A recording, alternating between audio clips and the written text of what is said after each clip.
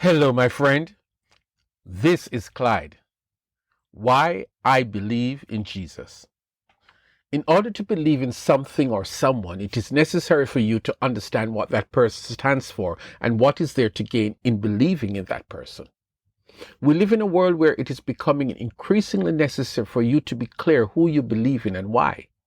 It helps to decide the next ruler of a country that is a democracy.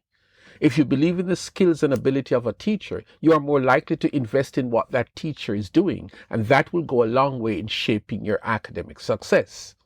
If you believe the hype and punchlines of commercials, you will jump online shortly and order a product you believe is good for you. If you believe that the guy you have been dating is sincere, if you believe that he loves you, you are very likely to say yes to his proposal for marriage. Jesus was presented to me at an early age and I grew to like him. He was shown to me as one who loves little children. I learned from very early to pray to him, and although I didn't keep a record of what prayers were answered in my favor, I can recount quite a few that I know he answered. Over time, I have revisited my position on Jesus because I learned more about him and actually tested what I learned. Let me therefore share with you why I believe in Jesus.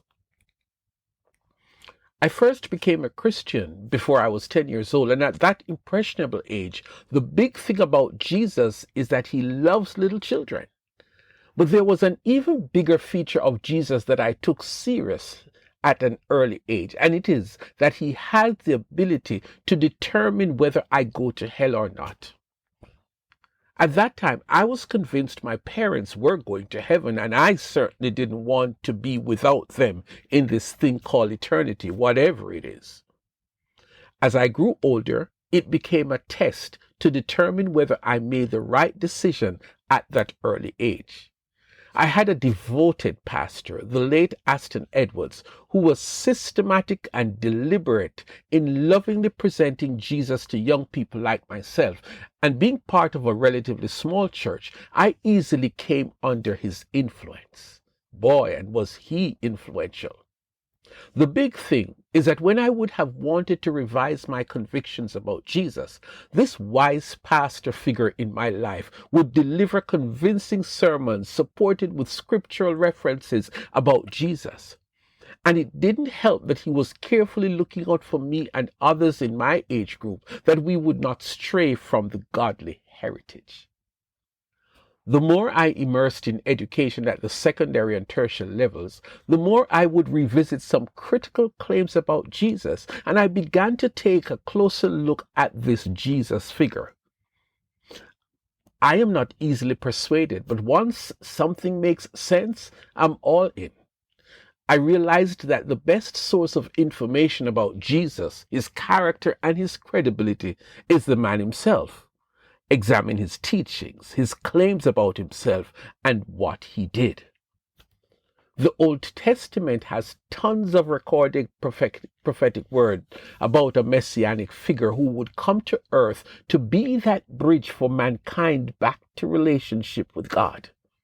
Well, here comes Jesus, encased in a beautiful story that has given birth to Christmas, but that was not enough. Who wants to believe a baby in a manger? It wasn't until he appeared later as an adult and started what we now know as his ministry that he began to represent himself and why you should believe him. In the account of his encounter with the Samaritan woman, for example, I was intrigued at the interchange of words and ideas.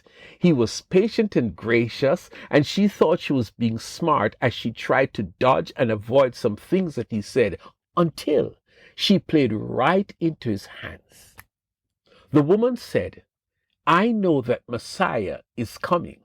When he comes, he will explain everything to us."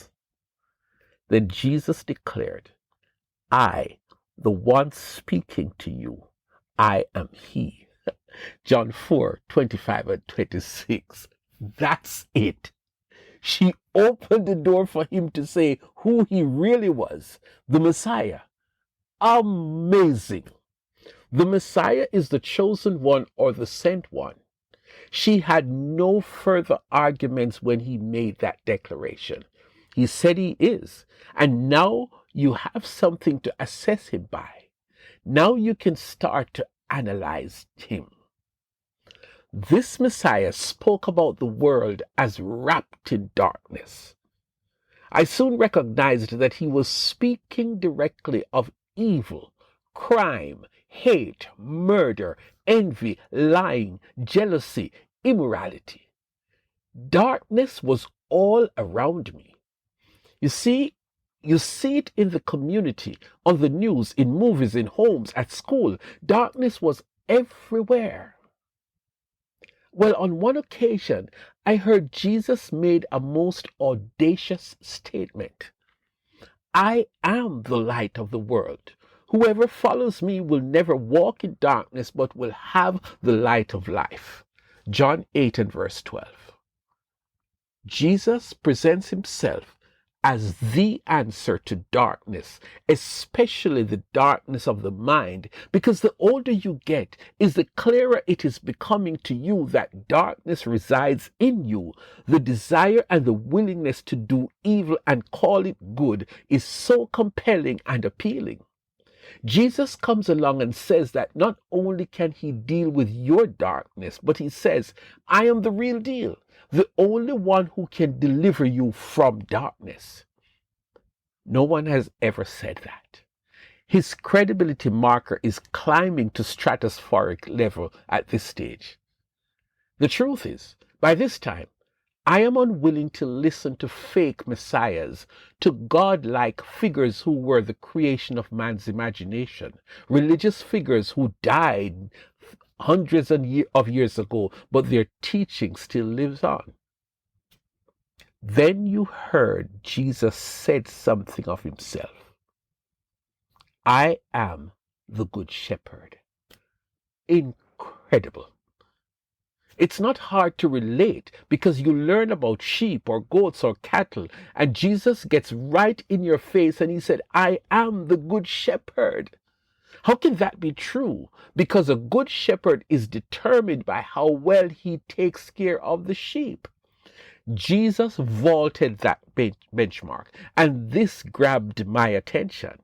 He said of himself, the good shepherd lays down his life for his sheep.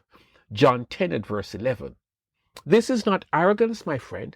This is bold, direct, and you have to put that statement to the test because Jesus would not back down from such a very strong statement. And so later on he says, greater love has no one than this, to lay down one's life for one's friends. John 15 and verse 13. That is so compelling.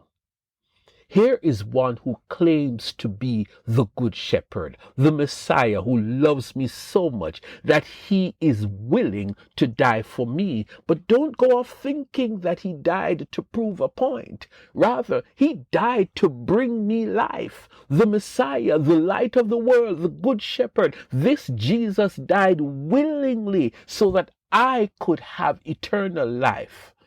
What is eternal life, you ask? Simply put, it is a new life that once you believe that Jesus is the Messiah, you get that life. And once you get it, you will live forever. That's it, my friend. Historically, Jesus died and miraculously came back from the grave alive. It was over then and there. The Samaritan woman heard his claim that he is the Messiah. I have found that that claim is true. He is the Messiah. Everything that Jesus said about himself is so totally accurate when you allow yourself to listen to what he says, examine what he does, and recognize that what he offers is just what you need for this life and the next. You would be foolish to review the preponderance of irrefutable evidence and walk away and be almost persuaded.